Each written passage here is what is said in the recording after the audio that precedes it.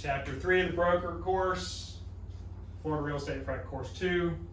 Here's the introduction. Just going to talk about starting a brokerage. Half the people that take this course are going to start a brokerage, right? So we're going to develop a business plan, talk about what it takes to start up cost-wise, estimating those operating costs. If you should buy a franchise, what the benefits and disadvantages are of not only owning a franchise, but being an independent, compensation plans, how to come up with those commission structures, and what type of policy and procedure manuals. I need to kind of read these bullets, but that's pretty much the summary of the course. So obviously when you're starting a business, you need to have some type of capital. You can't just say, oh, I'm going to open a business and be that, right? Starting a real estate school, starting a brokerage, all the same thing. You have desks, tables, chairs, technology, signs, supplies. You have to buy all these things, right? And you also need to have 6 months of operating expenses. What are your operating expenses? Your operating expenses are things like your rent, electric bill, internet fees, franchise fees, attorney fees, accountant fees, all these things that are going to be considered office expenses. I'm not going to sit here and read all these, but signs and lock boxes. You know, a lot of times the agents, they pass that on. A lot of times independents will pass on a lot of these expenses to the agents because they're getting a higher split. Right?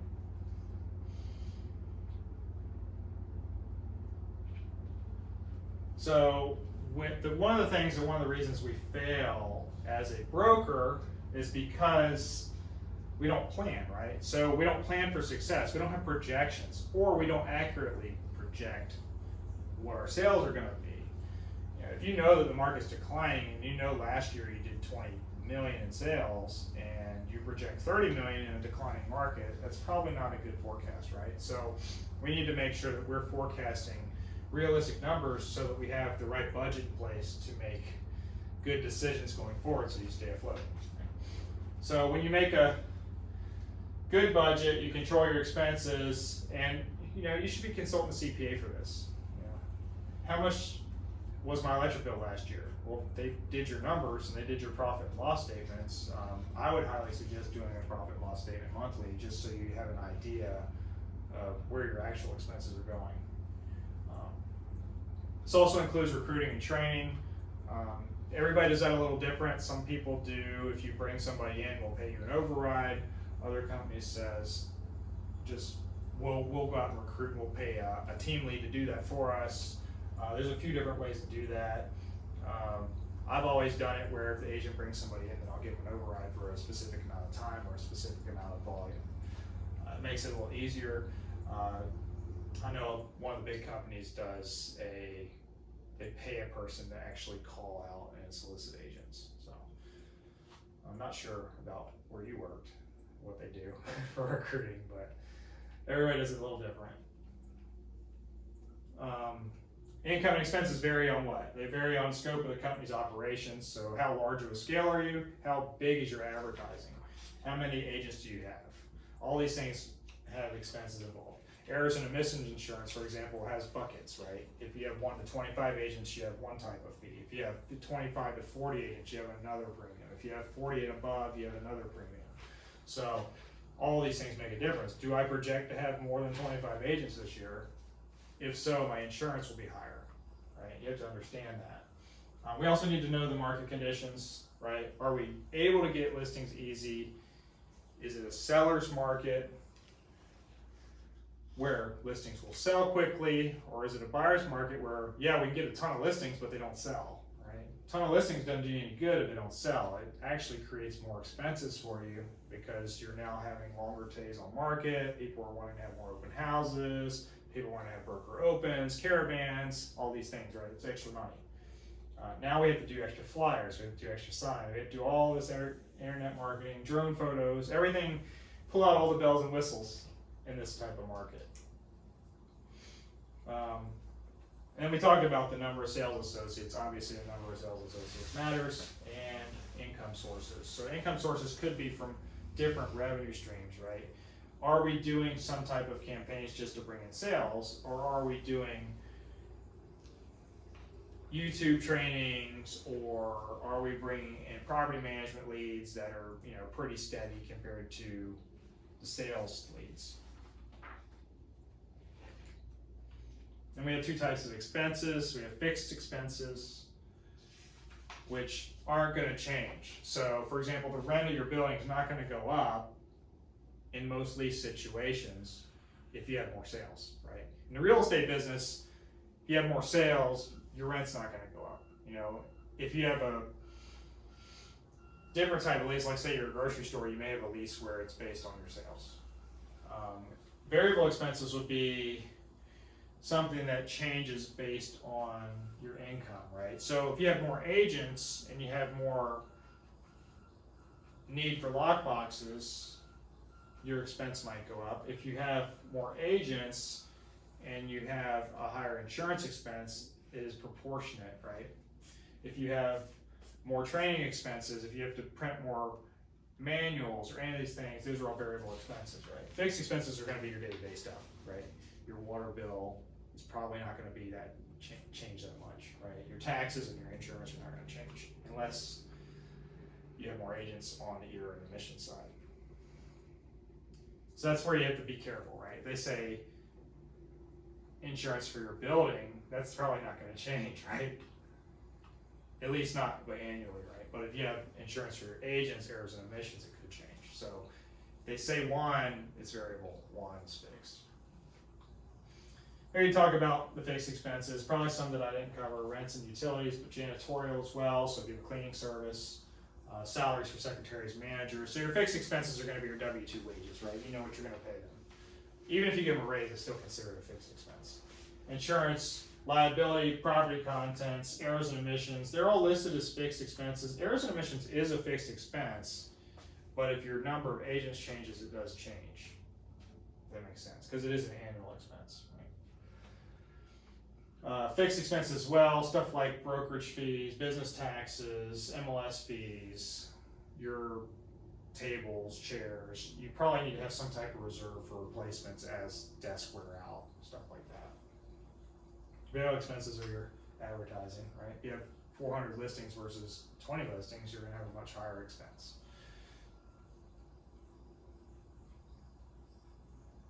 Company dollar, this talks about company dollars, income less commissions. So you have your aggregate gross commission in real estate, you pay out a commission to your agent, and then you have a net commission. Net commission would be your company dollar or your split.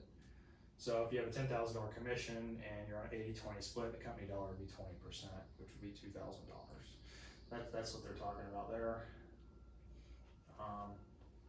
If there's individual MLS listing fees, then you would have that as a variable expense based on the number of listings, right? Back in the day, Realtor.com used to charge you for advertising. So what they would do is, if you had between 1 and 10 listings on average, they would charge you $300 a year or something like that. If you had between 10 and 50 listings, they would charge you like $1,100 a year. So the cost would be variable based on the number of listings you were having put on those websites, right?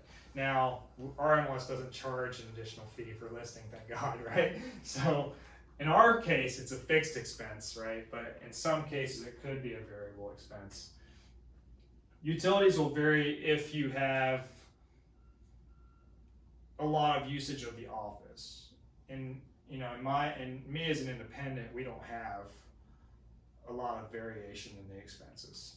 If we had a leaking toilet or something, that might affect it, but besides that, no, right? Likewise, printing and technology, you'll see a lot of times that the printing is limited to 50 sheets per agent or 200 deals per agent, and then after that they start charging.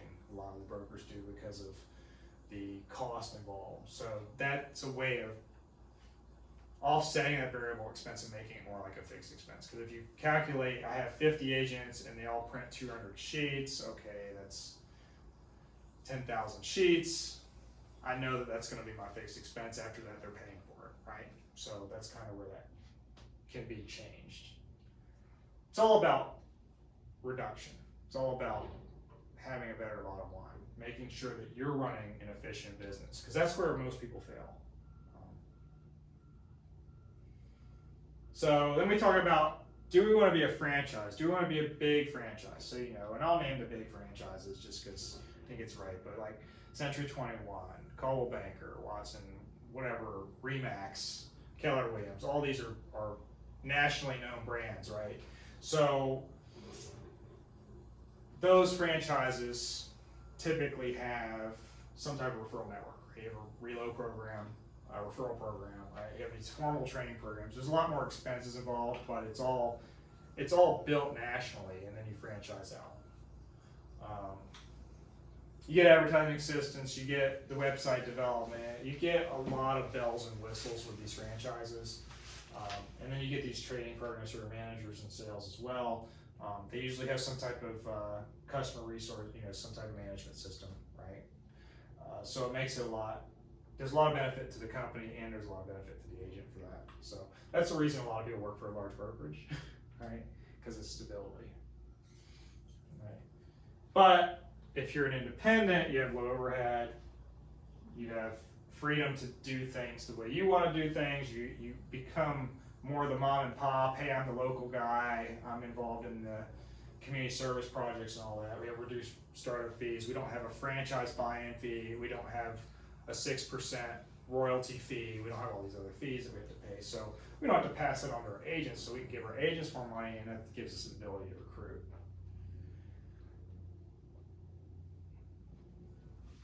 So then we talk about bookkeeping, right? So there's two main things, and this is a business concept. This isn't really a real estate concept. This is you have cash basis accounting and you have accrual basis accounting. So in the real estate world, I like to look at it as a builder that pays prior to closing, right?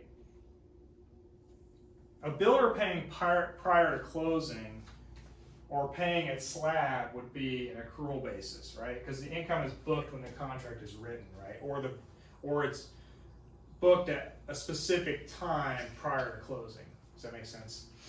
Their expenses are booked for the period that they benefit. So it becomes a really good thing if, let's say I have 10 deals at $10,000 commission, that's $100,000 in expenses, and let's say it's new construction and I'm gonna build, it takes a year, but I'm gonna pay at slab, which might take 2 months, right? If it takes 2 months to get to slab and I'm paying that out, it might be in the previous calendar year. So it's a way for me to book a larger cost against my profit, right? That's why a lot of builders do that. Well, the bigger builders, the small builders don't. The small builders work on this cash basis. Most companies work on this cash basis, right? We don't count our commissions till we close. We're always told don't do that, right? Income is booked when it's received. Expenses are booked when paid. That keeps us from having problems, keeps us from having fall throughs. So in the case of the accrual basis in the builder world, they're taking such a large binder from the buyer that if they lose the deal, they don't care because they haven't paid out more than they've taken in. So it's a profit situation for them. But that's the best way I could explain cash basis versus accrual. Cash is real time, accrual is at some specific time at a future date. Or previous date for the actual booking of the income, future date is when you actually get paid. That's what I mean by that. Good for that? Personnel issues, on a small, I would say in an independence world, having personnel issues is a lot bigger deal because we don't have depth, right? We don't have depth. Like, if we work for a big company that had 1,000 people, we have depth. If a manager leaves, if a support person leaves, somebody else can get into that role. Whereas if you're an independent, you have 20 employees or 20 sales associates, you really can't slide somebody into another role. Like, if you have an auditor, you probably have one auditor, and the auditor quits or you fire them, they're gone. Now we have to go to a soul searching campaign, and in the interim, the manager's handling all the issues. So that's a disadvantage of being a small brokerage. Sales associates, number of sales associates relates to your budget, right? We have to calculate this thing called a desk fee, right? Desk fees, if you choose not to charge a desk fee, then you don't give them a full commission, 100% commission or whatever. So a lot of these 100% commission structures have some type of transaction or desk fee that goes with it to offset the business expenses, right? Some companies have a franchise fee, they have a desk fee, they have a closing fee, they have a doc prep fee, whatever the case is. They have all these fees so that not only are they getting a commission, but they're making extra money on the back end so they can afford the technology and all these other things that they feel like agents need. We also have to understand space, right? So if you have a $5 million producer and they want space for 2 people, them and a team assistant, then we have to understand, is it better to give them a better split, or is it better to give them office space, or is it better to give them a combination, or how do we keep that expense so that we make sure that they are happy so they don't go somewhere else? We have a $20 million producer, we don't want to lose them over a $300 desk fee, right? Because they're bringing in a lot more company dollar than $300 a month, right? The other issue is, should we hire part-time? Remember, when you hire part-time people, what happens? Well, what happens is the broker or a team lead ends up working a lot of extra hours trying to support them, and they may get upset, right?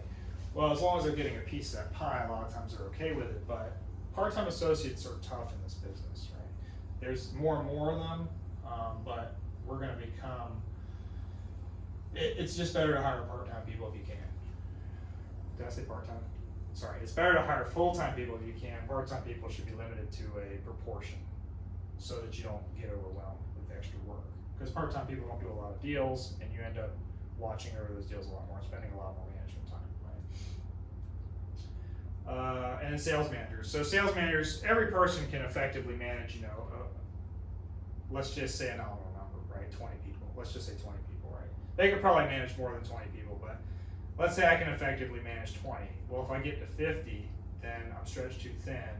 Probably need to hire a sales manager to help, or bring on another broker or whatever I can so we can grow the business and everybody can be happy. Also, to help cover vacations or anything else if somebody's out of town. So those are kind of issues with smaller companies. We've kind of talked about that in the past. Calculations, no. So desk cost, average company dollar per transaction, number of transactions required per month. So if you have a $100,000 budget and you're making, and let's say this is monthly, you have a $100,000 budget monthly and you're making $5,000 a deal, you need to make 20 transactions a month, right? I think 5,000 is a good average in today's world based on everything else, and you won't be in bad shape. I calculate average company dollar per transaction annually, so I can kind of base my numbers on the next year, so I know where I'm going to be. A lot of this stuff you do, and you don't even realize you're doing it. Through a spreadsheet or something else, you're like, oh, there's my numbers, that's how I got there, right? But you need to understand the basics of it so that you can do that in the future as you open your own business. So here's how you do the desk cost calculation, right? So you take the expenses and you divide it by the number of agents, right?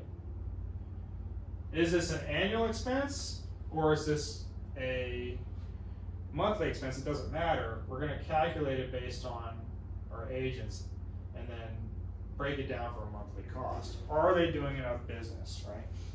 If I need to make $15,000 an agent, then I need to do the splits accordingly, right? I need to figure out what the average volume is and then create a system so that I'm bringing in enough money so I don't fail. Right? Does that make sense? Mm-hmm. Okay.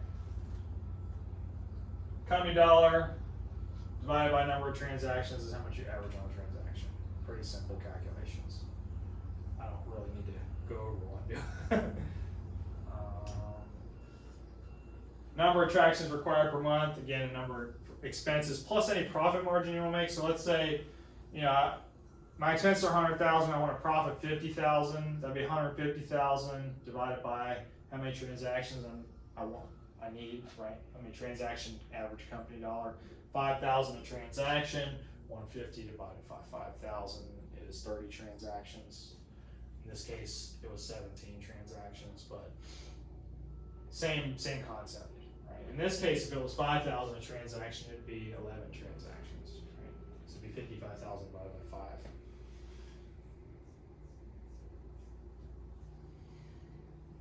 personal assistance. So this is a little overlap, right? Overlap. Personal assistance cost comes out of a broker when they're licensed or when they're doing real estate activities, right? If they're paid bonuses or transactionally, they have to be paid by the broker. If they're paid unlicensed, they can be paid by the sales associate, or they can be paid by the broker. We talked about that as well. I can pay both. If they're licensed, I would want to pay them for all their unlicensed activities because I want to control that. I want to make sure that there's no overlap in license law. Like if there's a bonus that slips through the crack, I don't want to get in trouble. So I'll pay it. You can just pay me and as an agent, and I can pay them. All right. Unlicensed people can't do real estate activities. That's the biggest thing. I don't know what this IC stands for. Cannot be statutory IC. We'll come back to that. Oh, I know what that is. Sorry. I don't know why it slipped my mind. Independent contractor. Can I be a statutory independent contractor? License can be independent contractors. So what they're saying here is this has to be a W-2 employee, right? We can't pay them 1099. Not saying that people don't do it, but they do. But not saying they're supposed to do that. Right? License activity, can do services, can't. Broker must pay conditions, broker must pay salary, sales associates may pay salary only. Right. It says may here, may and must. So broker may pay salary, but sales associates can pay that salary. That's the critical thing is when we see the questions, we're gonna see may or must. All commissions have to come from the broker. All commissions, all bonuses, all transactionally paid things have to come from the broker, right? If you're paying somebody a salary of $200 per transaction, it comes from the broker. It can't come from sales associate. If you're paying them $10 an hour for 40 hours a week, it can come from the sales associate. Or it could come from the broker, depending on how you have it structured. Does that make sense? Mm-hmm. So salary only. Salary means hourly, it doesn't just mean salary. So if I say I'm going to pay you $100 a week to do X, Y, and Z, maybe it's 5 hours, then I can pay you $100 a week as a sales associate, as long as you're doing unlicensed activities. This is just a chart of what that last slide was. I really need to go over that again. Talking about miscellaneous services, sign delivery, construction, right? So if we're doing remodels in the office, we have to worry about the expenses. Computer printing and tech support, so if internet server's down or if you have in-house computers, stuff like that. Janitorial, that's pretty self-explanatory. Do we need to replenish toilet paper or sweep the floors, right? Mop the floors. Maybe that janitorial service includes adding coffee to the inventory or some of that stuff. So all these things are miscellaneous services. Usually I would just send a sales agent out, hey, can you pick up a couple 12 packs, a couple boxes of water or packs of water and some coffee and set it on the counter. We'll put it up ourselves. So part of the reason we recruit is to offset our expenses, right? So we try to find agents that are going to stick around and help us hit our goals. So if we know our expenses are $100,000 and we want our expenses to be $2,000 per agent, then we want to have at least 50 agents. And if we only have 35 agents, then we have to come up with a plan to add those additional 15 agents. Now it's going to cost money, but over time, it will work itself out if we hire these people, right? So maybe we hire 55 knowing that we're going to lose 5, right? Some brokers just want to hire everybody that lives and breathes and hope that something hits the wall, right? And they accept these lower standards. These companies tend to grow very fast. They build these groups of agents that have no idea, the blind going blindly in the blind. And then on occasion you get a good producer, and hopefully they stay and the other ones go. That's kind of the theory, right? Other brokers are content with a smaller staff. We'd rather have a smaller group of agents that are very well qualified, that understand the business, that don't make mistakes, right?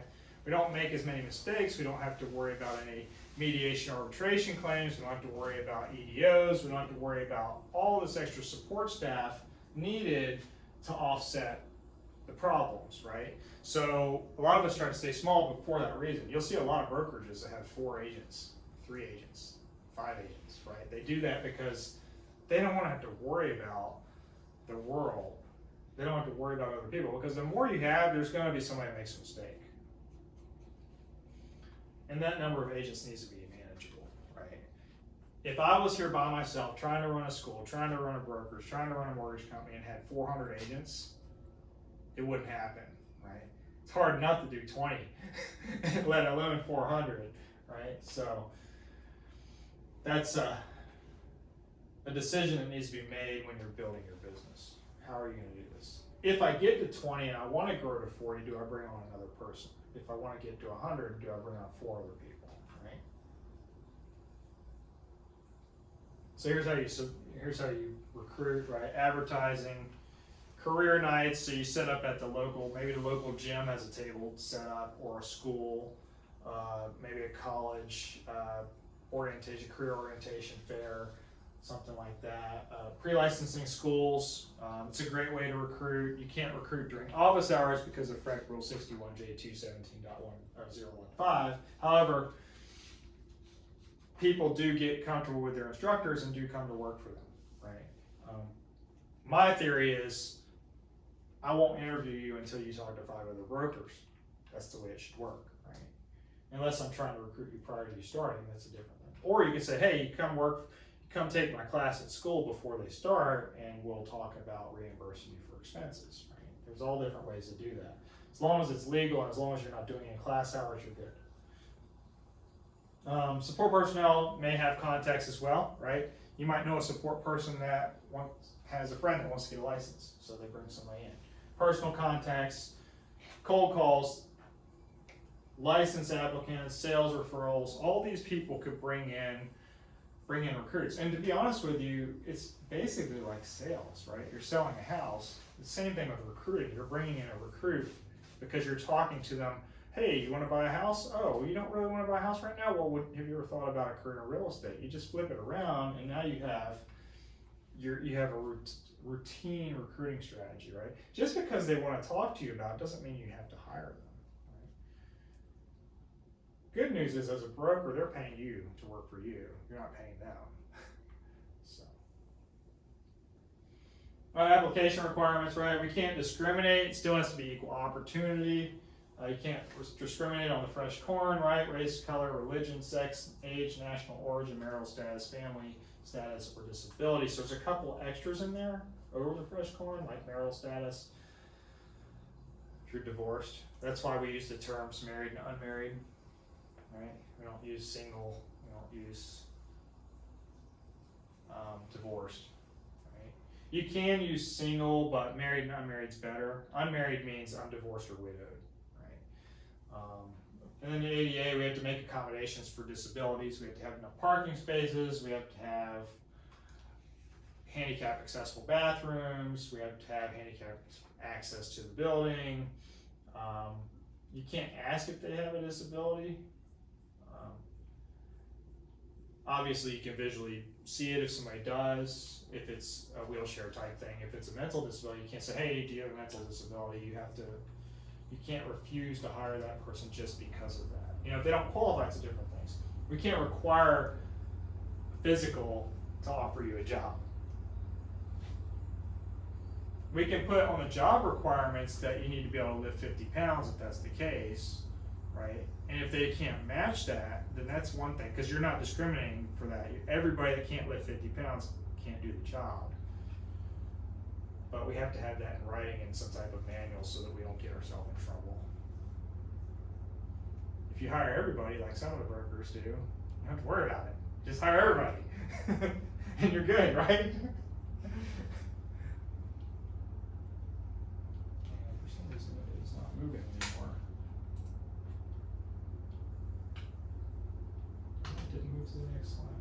I guess my mouse went off. So, here's the application process. So application process would be, do we have some type of contractor agreement application form? most agents don't apply formally. What they do is they sign an independent contractor agreement, right?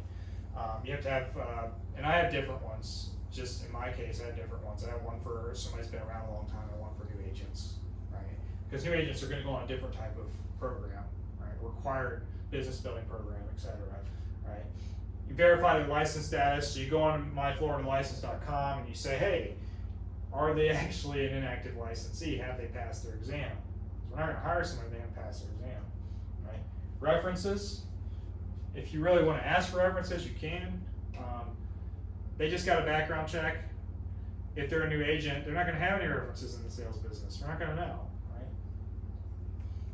A lot of times brokers prefer 2-interview process. Everybody's got their own strategy on that. I personally don't have a 2-interview process. I do everything in person. So some people do it over the phone. I believe that you should sit down in front of somebody to really see their motivation. So. We have these things called statutory independent contractors, ICs. Why does a broker want to have these people? It's because we don't have a payroll expense. We don't have payroll taxes, and this is all, we don't have to pay benefits, we don't have to do anything. So we don't have a payroll. So everybody says to me all the time, they're like, you must have a large payroll. I'm like, well, I don't have any payroll, right? I have payroll for me as an owner. I have to pay taxes on a quarterly basis or a monthly basis. But for sales associates, everything's passed straight through on a 1099, so you don't have to worry about that. That's the benefit of having an independent contractor. Now, some companies do have salaried sales consultants. Their benefit there is they can require them to be in the office, right? I can't require somebody to be in the office if they're an independent contractor. They just come and go as they please. 3 major requirements for IC. They must have a real estate license, so we can't have any unlicensed. Remember that on the previous slide it said something about no statutory ICs, right? Gross income has to be based on production. So it's commission based, 100% commission is what they call it, right? We can't get paid hourly just to come to the office and make phone calls. If you come to the office and make 500 phone calls and you don't make any sales, you don't get any money. That's how it works. Must have written a contract showing the sales associate is not an employee. So that's the independent contractor agreement, right? Independent contractor agreement says you're here as a contractor, you're not an employee of the company. Everybody says, well, how many employees do you have? None, right? I have 1, me, right? That's it. Can't be an IC if the broker has behavioral control, right? Broker can't tell you when and where to work, right? You want to work in Maine and sell houses in Florida, that's fine. I can't stop you, right? If you're an IC. If you're not an IC and your salary, that's a different story. Right? Financial control. Broker has to reimburse IC for expenses, pays salary, or pays for insurance. So that would be an employee, right? This would be an employee. If I'm reimbursing you for expenses, if I'm reimbursing you for salary or paying for your insurance or other benefits, now you are now an employee of the company, right? So we have financial control if we have financial control. Broker doesn't have financial control of your business. You can do whatever you want with your business, right? Does that make sense? This doesn't work anymore. It happens all the time. Employee arrangements.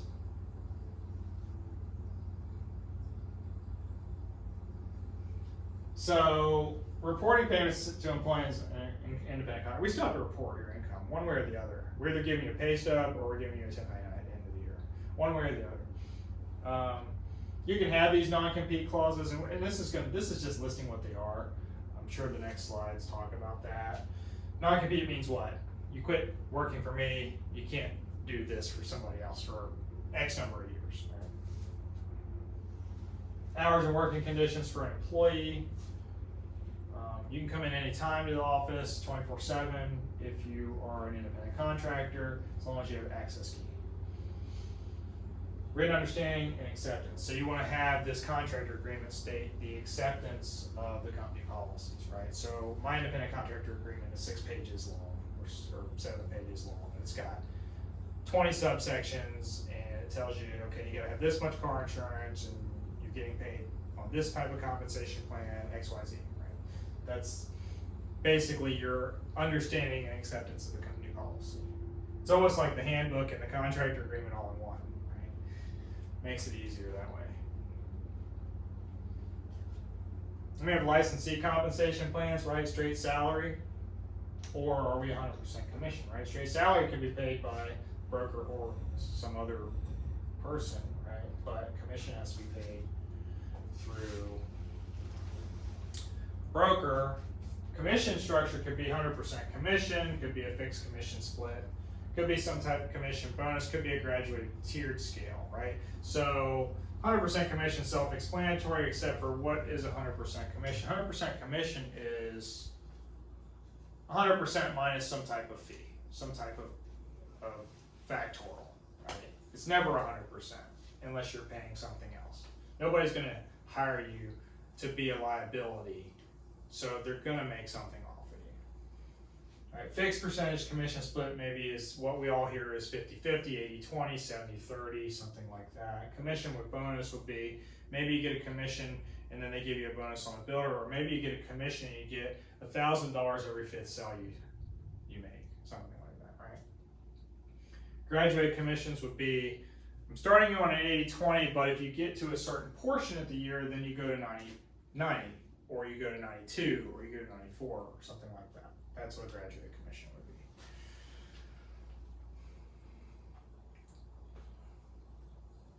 Typical commission reduction. So here's where you're going to get hit on the 100% side, right? You're going to get hit with some type of fee, some type of payment, a franchise fee, or some type of sign fee.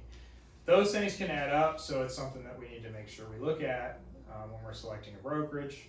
If you're at 100% and you're getting $3,000 on a deal and you have fees that amount to $600, well, you're no longer getting 100%, you're getting 80%, because 600 from 3,000 is 2,400. 2,400 divided by 3,000 is 80%. So, something to think about.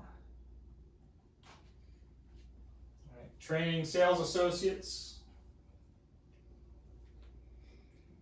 So company policies and procedures, so we have like a new hire orientation. With a small brokerage, new hire orientation is usually one-on-one. If it's a big company, usually they'll have a classroom with 4 or 5 people, or 20 people, depending on how many people come in a month. We train on technical skills, time management, goal setting, how to set realistic goals, how to file your forms. Right? Technical skills trainings might be through weekly meetings. Maybe we teach contract training this week. Maybe we teach how to get a listing this week. Maybe we teach setting a goal, how to get to the number you want, projecting your own goals. Right? Those are the type of things. Listing skills, prospecting, listing, pricing properties, so doing market analysis, broker price opinions, how to present to a certain group of people, because some people like technology-based presentations, some people like paper-based presentations. Prospecting, how to make cold calls, how to call for sale by owners, how to call distressed property owners, etc. Selling skills could be pre-qualifying buyers, finding out what's in their portfolio already, showing properties, closing contracts, closing process, any of these type of skills. Technology skills, how to do social media. It says learning all availables in technology, but everybody does things a little different. Do we have apps for your listings, etc. Right? So all these are different trainings that a lot of these brokerages have. So this policies and procedures manual everybody needs to have, right? We need to have something. Like I said, mine's all tied up in this independent contractor agreement, so I don't have a separate book. But we do have to supervise. As a broker, you have to supervise agents, right? So we have to prevent the misunderstandings. It's important for us to step in when there's a conflict so that we can dissolve the issue before it becomes a problem, right? Diffuse, or however you want to put that. Clear statements prohibiting unlawful discrimination, sexual harassment, price fixing, the license law violation should be included, right? We can't go and discuss commissions with other people. Hey, I'll charge 7% if you charge 7%. Hey, I'll agree not to charge lower than that. I'll only agree to list on the east side of town if you only agree to list on the west side of town. We can't do those type of things, right? Those are violations. Price fixing and also territory fixing we can't do. If you farm a neighborhood, I can farm a neighborhood, same neighborhood. Doesn't matter. You can't stop me because why? I'm not allowed to fix this, not only price fix, but area fix. They don't really talk about it here, but it's in the sales licensing course. Dispute resolution procedures as well. How do we resolve a dispute? Well, first of all, we're gonna get the two agents to sit down and talk, and then if we need a mediator or whatever, we're gonna go through that process, right? That's how we handle those things. Ultimately, when it comes to the commission dispute resolution process, the broker owns the commission, so the broker has the final say in how we're gonna do things, right? Sales manager's duties, what are they here for? They're here to monitor sales production. They're here to help individual associates and the company. They ensure compliance. So they're probably overlooking contracts, overseeing things, just to make sure we're doing the right things. Are we acting ethically? Right? Supervising with the advertising. Remember, we had to have the broker activity of advertising is important. So we have the sales manager assigned to all the advertising so that we can make sure that it's reviewed and conducted properly, like last names only, no blind ads, etc. Right, and then they schedule this thing called floor duty. Floor duty, something that a lot of small companies don't have, but big companies do, where people sign up for hours to answer the phones. Right, and that's it for this chapter. It's quick, easy. No.